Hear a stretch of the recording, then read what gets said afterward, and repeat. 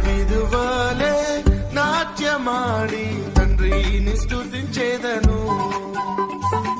దావీదువలే నాట్యమాడి తండ్రిని స్తుతించేదను.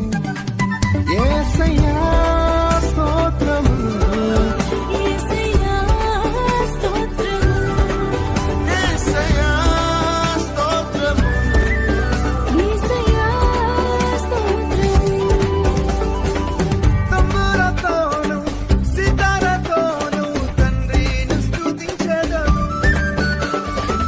తంబురతోను సితారతోను తండ్రిని స్తుతించెదను. యేసయ్యా స్తోత్రము, యేసయ్యా.